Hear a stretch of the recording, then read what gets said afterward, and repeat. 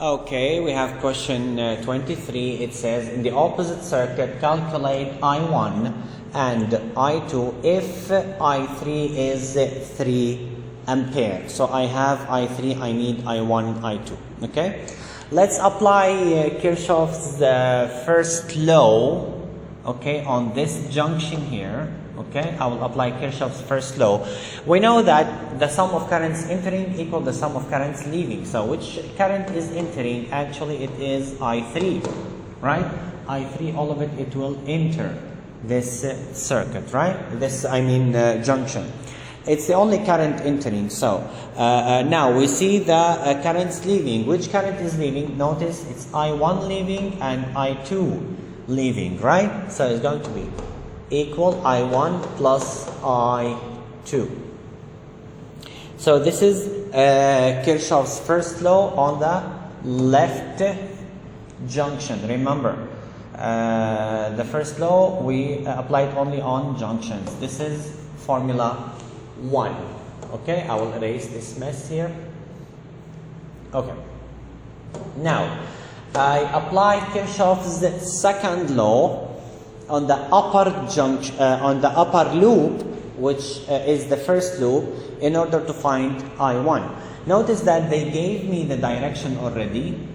Okay, they gave me the direction already. It is clockwise, so I'm not allowed to change it. Okay, so let's apply on the upper loop. Okay, I will write the formula. The general formula of Kirchhoff's first law is E1 plus E2 minus I1 R1 minus I2 R2 equals to 0. Remember here, the numbers and the signs are random. This case, when I apply it, are random. What I mean by random is that they can change, okay, according to the case that I have, okay? So let's apply.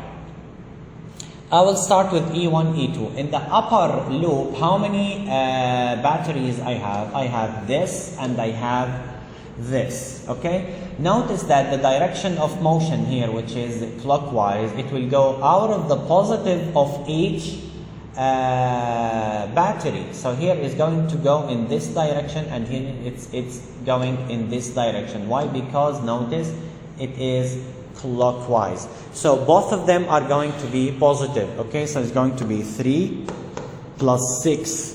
This is the E1, E2. Okay? Okay.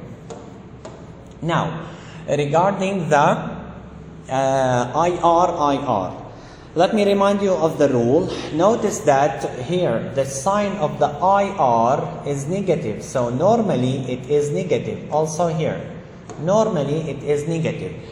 When do I leave it negative?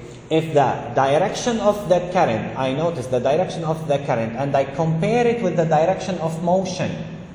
If they are the same, I keep it negative. If they are opposite, I make it positive. Okay? So let's start with I1. I1 completes its way and it goes in the 3 ohm. Right? So it's going to be I1 multiple 3. Since it agrees with the direction of motion, so it's going to be minus 3 I1. Okay, it's going to be minus 3 I1. Now, I have also the current I3, which also agrees with the direction of motion and it completes to go inside the 2 ohm.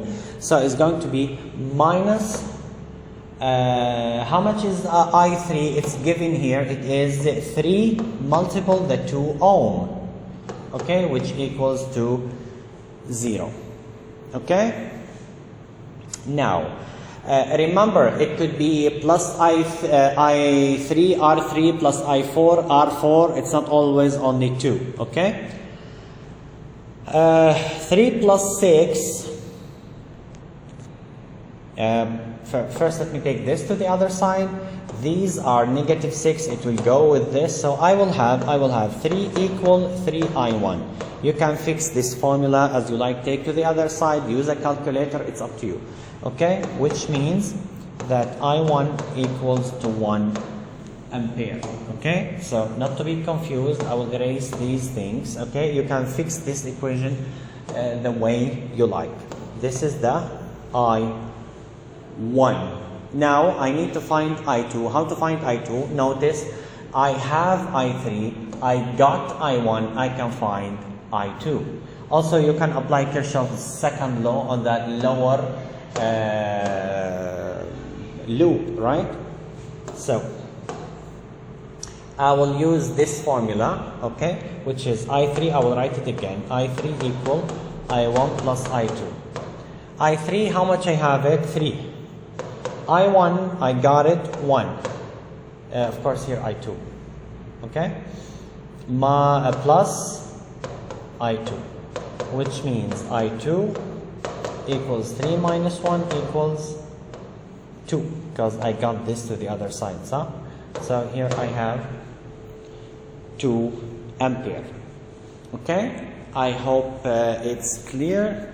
If you have any question or comment, please leave it under the video. Have a great day, a nice day. See you. Bye bye.